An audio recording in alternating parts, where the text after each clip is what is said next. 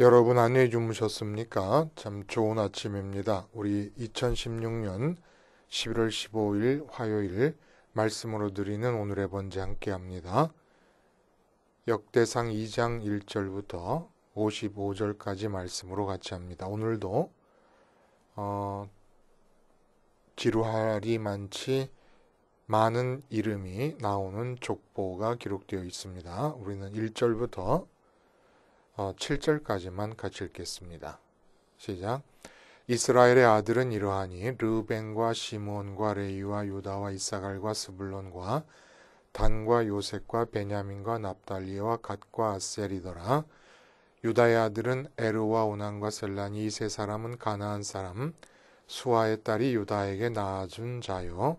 유다의 맏아들 에르는 여호와 보시기에 악하였으므로 여호와께서 죽이셨고 유다의 며느리 다말이 유다에게 베레스와 세라를 낳아 주었으니 유다의 아들이 모두 다섯이더라. 베레스의 아들은 헤스론과 하물이요 세라의 아들은 시므리와 에단과 헤만과 갈골과 다라니 모두 다섯 사람이요 갈미의 아들은 아갈이니 그는 진멸시킬 물건을 범하여 이스라엘을 괴롭힌 자이며 에단의 아들은 아샤라더라. 그리고 곧바로 다윗의 가계로 족보가 모아집니다. 그 유다에게 다말 며느리였던 다말이 난 아들 베레스가 헤스론을 낳지 않았습니까? 그러니까 며느리와 시아버지 사이에서 난 아들이 베레스예요. 근데 그 베레스의 아들이 헤스론인데 9절부터 헤스론이 낳은 아들 해갖고 다윗까지 이어지는 가계가 나와 있고 전체적으로 유다 자손의 족보가 소개되고 있습니다. 반복적으로. 오늘 이 역대상 2장의 말씀의 내용을 중심으로 해서 아브라함 동선과 다윗 동선의 통합 영성이라는 제목의 하나님 말씀 증거합니다. 아브라함 동선과 다윗 동선의 통합 영성. 동선 움직이는 이 흔적, 자취나 방향을 나타내는 선입니다. 예수님의 동선을 얘기할 때 거듭 반복돼서 이야기되었던 단어지요. 자, 이 역대기가 초장의 족보를 기록한 목적은 무엇일까요, 여러분? 다시 한번 상기해 봅니다. 아담부터 시작해서 아브라함을 통하고 다윗을 거쳐 예수님께 이르는 역사를 우리들에게 상기시켜 주고 싶었던 겁니다. 이 역사가 구약 역사의 목적이에요.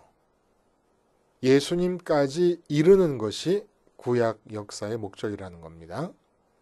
그래서 이 역사 진행에서 일정 부분 연결을 완성시키는 징검다리의 역할이 바로 포로 귀한 세대들의 사명임을 자각시키려는 겁니다.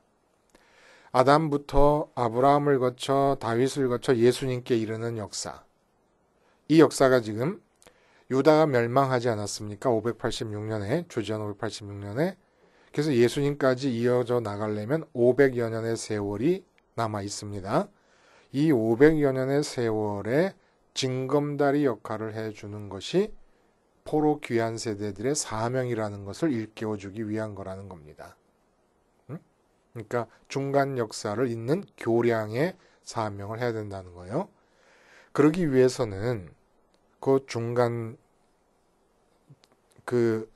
역사의 교량 역할을 해주기 위해서는 도대체 왜 선민의 구약 속에서 소개되고 있는 이 선민의 역사는 반드시 메시아이신 예수님께까지 도달하여야 하는가를 알아야 된다는 거예요. 내용적인 이유를 알아야 사명자로서 동기부여가 가능한 거 아니겠습니까?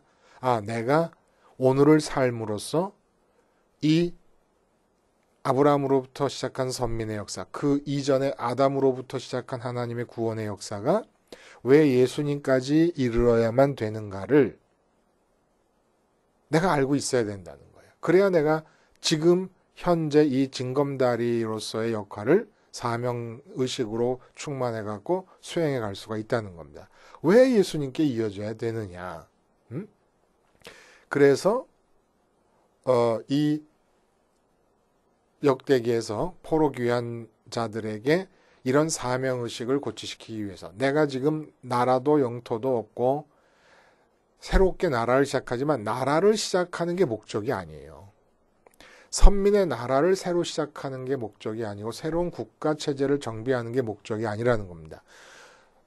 이 스룹바벨로부터 해갖고 에스라, 느헤미야 등이 돌아와가지고 이제 예루살렘 성전을 회복하고 예루살렘 성곽을 다시 쌓고 하는 일을 하지만 그것이 선민의 나라를 회복하려는데 궁극적인 목적이 있는 게 아니라 예수님까지 이르는 이 선민의 역사의 한 부분 징검다리 역할을 하기 위한 것이라는 겁니다. 그럼 왜 그렇게까지 꼭 도달해야만 하는가라는 점을 이 역대기를 쓴 에스라는 어떻게 전달하느냐 하면 반드시 징검다리 역할을 해야만 한다고 하는 사실을 어떻게 사명감으로 고취시키냐 하면은 아브라함과 다윗을 중심으로 역대기 초장에 족보를 씀으로써 그러한 사명감을 고취시키고 있습니다. 예수님께까지 도달해야 되는 이유를 설명하기 위해서 족보를 아브라함을 중심으로 다윗을 중심으로 한 족보로 역대기를 시작하고 있다는 거예요. 그래서 살펴보았듯이 1장 족보의 중심은 아브라함 아니었습니까? 아담부터 시작하지만 그 아담부터 시작해서 아브라함까지 도달하는 족보에서 중심은 아브라함이라는 거예요. 오늘 본문의 중심은 또 다윗이 됩니다. 12지파라고 하는 집단을 하나님이 선민으로 선택하세요. 그 전까지는 하나님이 항상 역사 속에서 개인을 선택하십니다. 한 사람을 선택하셔서 여호와 신앙의 계보를 이어가고 있었는데 야곱의 12아들 때는 12아들 전체를 선민으로 선택합니다. 그러나 역대기에서는 그 12아들 전체를 제쳐놓고 유다 족속에게 집중하고 유다 족속 중에서도 다윗의 가계에 집중하여 족보를 소개하고 있다는 겁니다. 이렇게 아브라함과 다윗 두 사람을 중심으로 족보를 재구성하고 있는 이유가 바로 예수님까지 이르는 역사의 징검다리가 반드시 되어줘야만 하는 이유와 맞닿아 있다는 거예요. 다시 말하면 아브라함은 평생 동안 하나의 방향으로 동선을 그려놨습니다. 또 다윗도 마찬가지로 평생 동안 우리에게 두드러질 정도로 하나의 뚜렷한 동선을 그려놓고 이 세상을 떠났습니다.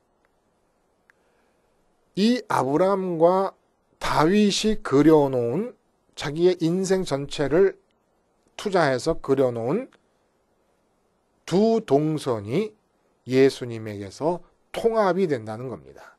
이걸 다시 말하면 예수님께서 이루신 복음의 내용은 아브라함의 동선과 다윗의 동선이 통합되면서 성취된다는 겁니다. 그러니까 내가 예수님을 믿어서 복음을 내 것으로 만들었다 그러면 아브라함의 동선과 다윗의 동선이 내 안에서 통합된다는 것을 의미한다는 것이에요. 그렇기 때문에 어쨌든 예수님까지 구약의 역사를 진행시켜 나가야 되는데 예수님까지 진행시켜 나가는 역사 속에서 내가 징검다리 역할을 해야 된다라고 할 때 그 징검다리로서의 사명을 어떻게 가질 수 있겠느냐? 바로 예수님에게서 아브라함과 다윗에 의해서 그려진 동선이 통합되는 역사가 일어나기 때문에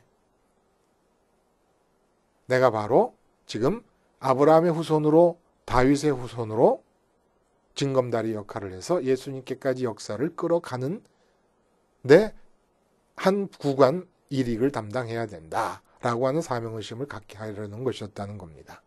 자, 그러면 도대체 이 1장 족보의 중심인 아브라함과 2장 족보의 중심인 다윗, 이 두 사람이 대표하는 바가 도대체 무엇일까요?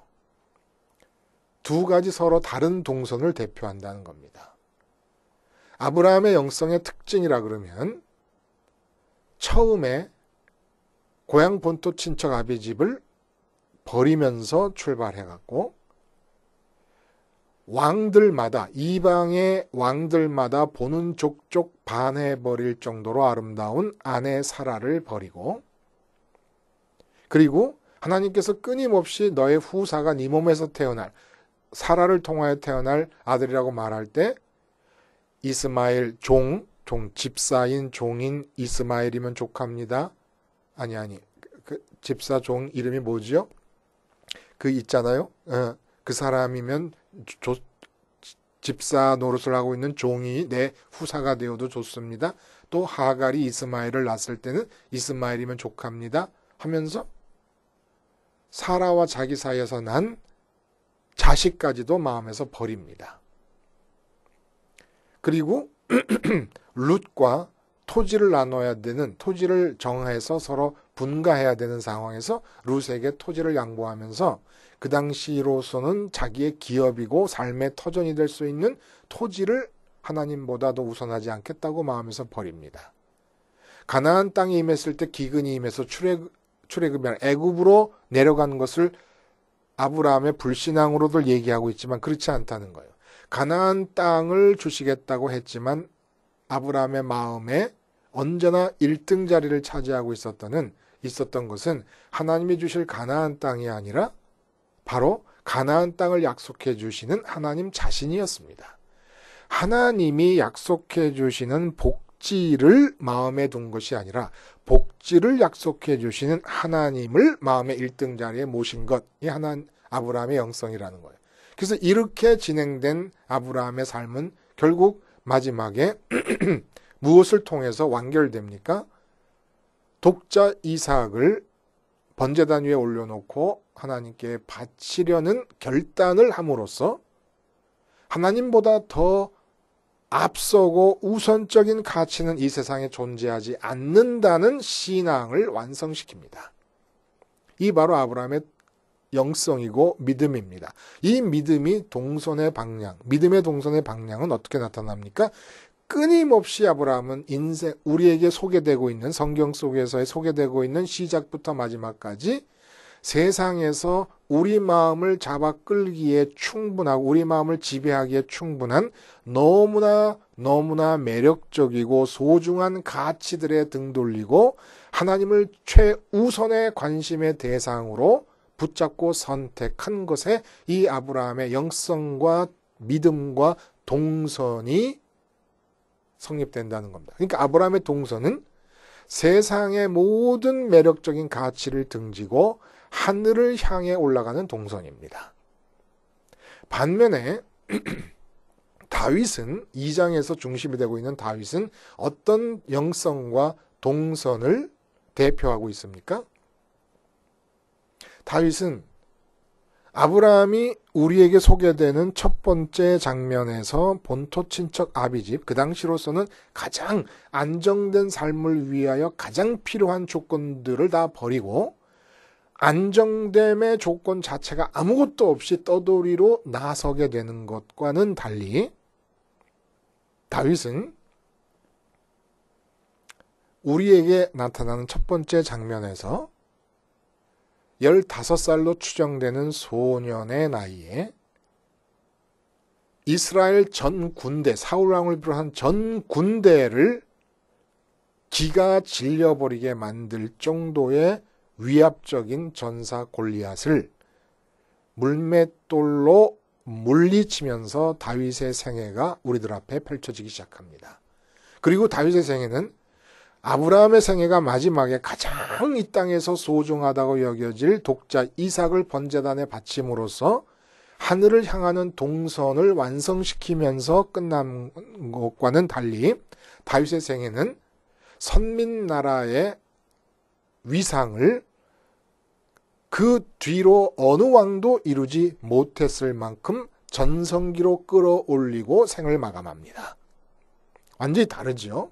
그러니까 다윗의 영성과 동선과 믿음은 아브라함의 하나님의 경외나 다윗의 하나님의 경외가 동일합니다마는 성경은 의도적으로 아브라함의 영성에서의 강조점과 다윗의 영성에서의 강조점을 달리하여 우리에게 보여주고 있습니다. 다윗의 영성의 강조점은 무엇입니까? 동선의 방향이 위에서 아래를 향하고 있다는 거예요. 아브라함의 동선의 방향은 아래에서 하늘을 향합니다. 세상에 등지고 하늘을 향합니다. 그런데 다윗의 동선은 하늘에 있음을 전제하고 그 하늘로부터 땅으로 내려오고 있다는 거예요. 다시 말하면 아브라함은 마음과 뜻과 힘을 다해 하나님을 사랑하기 위해서 땅을 등지고 하늘을 향한다면 다윗은 어떤 영성입니까? 뜻이 하늘에서 이루어진 것 같이 하늘이 시작이잖아요. 그렇죠? 땅에서도 이루어지다의 영성이라는 겁니다. 그래서 하나님의 장갑되는 영성인 거예요. 아브라함은 하나님을 갖기 위한 영성이고 다윗은 아브라함의 가짐을 전제해야만 일어나는 일입니다마는 우리들에게 강조해서 보여주시려는 다윗 영성의 특징은 하나님의 장갑된 영성이라는 겁니다. 그래서 골리앗을 물리치는 장면부터 하나님이 역사하시는 거예요. 그래서 선민의 나라를 최전성기의 국면으로 끌어올리는 것 전체가 하나님의 손이 다윗을 장갑으로 끼시고 이뤄낸 역사라는 겁니다. 이것을 역대기가 이름만 나열하는 족보 속에서 이 신학적 통찰을 가지고 족보를 지금 쓰고 있다는 거예요. 아브라함으로 대표되는 영성과 다윗으로 대표되는 영성, 둘 다 공히 여호와를 경외하는 자들이지만 또 다윗의 영성적 특성이 아브라함에 없는 게 아니고 아브라함의 영성적 특성이 다윗에게 없는 게 아닙니다. 이게 없으면 말이 안 돼요. 아브라함의 영성이 있으면서 다윗의 영성이 결과로 나타나지 않고 다윗의 영성이 나타나는데 아브라함의 영성이 전제되지 않을 수는 없습니다. 그러나 강조점을 달리하면서 얘기해주고 계시는 거예요. 그래서 뭐라고 합니까? 이렇게 이끌어져 아브라함과 다윗 이 두 사람이 대표하는 영성이 선민이 정체성을 이어가는 핵심 내용인 거예요. 영토로 선민의 나라가 이어져 내려가는 거 아니라는 겁니다. 국가체제로 선민의 나라가 이어져 내려가는 게 아니라는 거예요. 아브라함과 다윗의 영성을 통해서 선민의 선민다움이 이어져 내려갈 수 있다는 겁니다. 그러면 족보 속에서 이렇게 중심되는 인물이 아닌 아브라함과 다윗이 아닌 많은 사람들의 이야기가 나오고 심지어 1장에서는 전혀 선민과는 관계가 없는 에서의 종족, 에돔 족속들에 대한 이야기까지 나옵니다. 그리고 오늘 본문에서도 유다가 다말에게서 얻은 아들, 며느리에게서 얻은 아들 베레스의 가계가 다윗으로 이어지는데 그러면 베레스 말고 다말이 낳은 세라의 자손도 언급이 되고 있고 또 그 위에 이 유다의 다른 아들이라든지 더 앞서서는 12지파의 이야기가 나오고 있는데 이 다윗으로 이어지는 이 계통 말고 다른 사람들의 이름은 왜 이렇게 많이 나오고 있는 거냐 이겁니다. 이것이 뜻하는 바가 뭐냐는 거예요.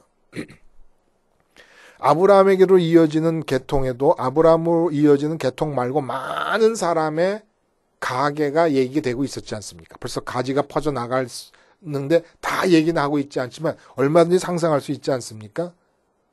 다윗에게도 마찬가지.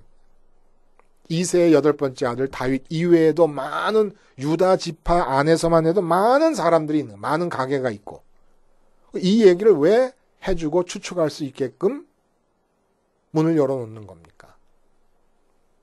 바로 그 사람들이 우리라는 거예요. 많은 사람들이 지상에 있었지만 아브라함 당시에 오직 아브라함이라는 단 한 사람만이 하나님을 향하는 하늘 쪽으로 움직이는 동선을 가진 영성이었습니다. 또 다윗 시대에 다윗까지 이르는 아브라함부터 다윗까지 이르는 이 1000년 기간 동안 다윗같이 하나님께서 이 땅에서 장갑 삼은 영성이 없었다는 얘기입니다. 유다 지파 안에서도 다윗 같은 사람이 누가 있습니까? 물론 모세도 있고 여호수아도 있지만은 그 모든 모세와 여호수아가 지니고 있는 영성을 아브라함과 다윗의 영성으로 대표해서 나타내는데 다윗만한 사람이 없어요. 다윗만한 사람이 오직 다윗 같은 사람이 없다는 것을 도드라지게 하기 위해서 배경으로 깔아놓은 것이 이런 사람들이라는 거예요. 많은 사람들의 이름이 등장하지 않습니까? 그리고 그 사람들이 나라는 겁니다. 그 사람들 중에 하나가 나도 아브라함처럼 될 수도 없고 다윗처럼 될 수도 없다는 거예요.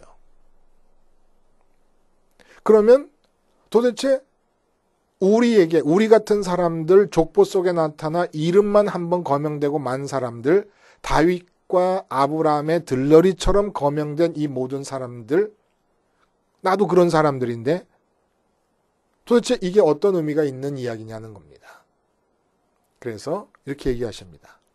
구약의 역사가 끝나고 성경은 마태복음으로 시작되는데 마태복음 1장 1절은 아브라함과 다윗의 자손 예수의 계보라 이렇게 얘기합니다. 아브라함 당시에 아브라함만이 아브라함이었고 다윗을 둘러싸고 다윗만이 다윗이었습니다. 그 주변에 많은 사람들이 있지만 아무도 아브라함 같지도 다윗 같지도 않았습니다. 그리고 나도 그 중에 한 사람입니다. 근데 예수님이 나타나십니다. 어떻게 됩니까? 다윗과 아브라함의 들러리 같았던 그 사랑과 마찬가지 수준의 나 같은 사람들이 예수님을 통해서 아브라함의 동선과 다윗의 동선이 뜻하는 대표하는 영성을 통합적으로 내 것으로 만들게 되었다는 겁니다. 놀라운 사실 아닙니까? 그래서 아브라함과 다윗의 자손 예수의 계보라 이렇게 얘기를 하고 있는 거예요. 그 긴긴 역사에 얼마나 많은 사람이 요셉도 있었고 모세도 있었고 여호수아도 있었고 많이 있었지 않습니까? 사무엘도 있었고 그냥 다 제껴놓고 아브라함과 다윗과 예수님 이것이 구약 전체의 역사가 예수님까지 도달하는 내용을 다 축약한 거예요. 아브라함과 다윗과 예수 그리고 아브라함의 영성과 다윗의 영성이 강조하고 있는 바가 예수님을 믿게 될 때 전부 내게 된다는 겁니다. 나는 어떤 사람이었습니까? 지금 역대기의 족보에서 아브라함 중심, 다윗 중심의 족보에서 들러리 수준에 지나지 않을 나 같은 사람이 아브라함과 다윗의 두 강조되고 있는 영성을 통합적으로 내 것으로 만드는 일이 예수님에게서 일어나는다는 겁니다. 그리고 역대기 저자 에스라는 바로 이 예수님에게 도달하는 역사를 우리가 포로 귀환 세대인 우리가 이어나가야 된다라고 하는 것을 역대기를 통해서 역설하고 있는 겁니다. 얼마나 중요한 역사냐. 예수님께 이뤄야 되는 역사가. 예수님께 왜 이르러야 되느냐? 아브라함의 영성과 다윗의 영성이 예수님을 통해서 통합되어 하나님의 선민들에게 주어질 것이다. 그냥 어떻게든지 메시아 예수님까지 이 역사를 끌어가야만 된다. 끌어가기 위해서는 어떻게 해야 되느냐? 아브라함의 영성과 다윗의 영성을 되살릴 수 있는 길을 찾아내야 된다. 나라를 재건하자는 것이 아니다. 아브라함의 영성과 다윗의 영성을 어떻게 살려낼 것인가? 그러기 위해서는 성전이 필요하고 성전의 재건 작업, 예루살렘의 성의 재건 작업이 필요하지 않겠는가라는 얘기들이 이제 그 뒤로 에스라, 느헤미야 등등의 책들을 통해서 나타나는 것이지요. 여러분, 참 에스라라고 하는 분이 대단한 신학자였어요. 단순한 족보를 통해서 족보를 아브라함 중심, 다윗 중심으로 재구성함을 통해서 참으로 본질적이고 깊고 깊은 신학적 통찰을 우리들에게 드러내 보여주고 있는 겁니다. 아브라함의 동선, 이 세상에 나와 한 몸이 된 내 아내도 내 생애의 모든 성패의 이 키를 붙잡고 있는 이삭도 안정됨의 가장 우선적이고 필연적인 조건인 본토 친척 아비집도 새로운 지역에서의 기름진 토지도 그 어느 것도 하나님보다 우선일 수 없다고 해서 하늘을 향한 동선을 평생 동안 그려나갔던 사람입니다. 이것이 십자가를 생활화함으로써 매 순간 아브라함이 평생 동안 그려낸 동선을 우리는 일순간의 삶의 현장에서 그려내고 동선을 따라 마음이 움직여갈 수가 있다는 겁니다. 십자가 생활화를 통해서. 놀라운 일이죠. 놀라운 일이죠. 사라에 대해서 그랬던 것처럼 아내에 대해서 십자가에서 죽습니다. 독자 이삭에 대해서 그랬던 것처럼 자식들에 대해서 십자가에서 죽습니다. 본토 친척 아비집에 대해서 그랬던 것처럼 내 기업이나 내 모든 것에 대해서 죽습니다. 그래서 하나님이 언제나 내 마음에서 1등 되시는 분이 시기를 갈망합니다. 열망합니다. 여기에 성령님이 임하시면서 지금 하늘에서 예수님과 하나님이 교제하고 계시는 그 교제에 예수님 자리에 참석하게 함으로써 우리 마음이 하나님을 온전히 갖게 만드시는 아브라함의 동선이 그려내는 영성을 우리들 것으로 만들어 주십니다. 그럼 이게 끝입니까? 마음이 하늘에서 하나님을 붙잡고 하나님을 소유한 자들이 이제 육체가 남아있는 삶에서 예수님께서 하나님의 명을 받들고 성육신에서 이 땅에 내려오신 것과 마찬가지로 하나님의 마음이 우리의 육체와 우리의 생각 속에 내려오셔서 다윗에게서 일어났던 것과 같이 하나님께서 당신의 뜻을 나를 장갑 삼아서 이 땅에서 펼치시는 영성이 십자가를 통해서 완성되는 겁니다. 예수님께서 내려오시고 올라가시지 않았습니까?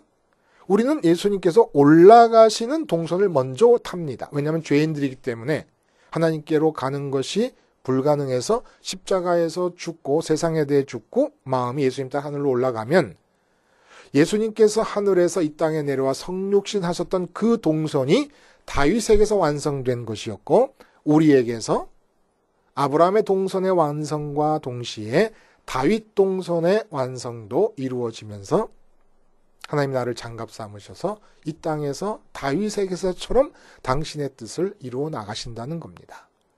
역대기는 있는 힘을 다해서 이 참혹한 미래가 안 보이는 포로로 살고 있는 선민의 시대 속에 메시아의 복음을 마음으로 그려보면서 그 복음이 모든 개인에게 미치게 될 그날까지 역사를 끌어가기 위해서 지금 역대기를 이렇게 족보 이야기로부터 시작해 나가고 있는 겁니다. 에스라 굉장히 고맙고 대단한 분이시죠? 기도하시겠습니다. 하나님 아버지, 십자가 생활화로 아브라함의 동선과 다윗의 동선이 저의 일상에서 통합되는 놀라 자빠질 이 기가 막힌 은혜가 나의 것이 되도록 체험되도록 저희를 붙잡아 주시옵소서. 예수님의 이름으로 기도하옵나이다. 아멘.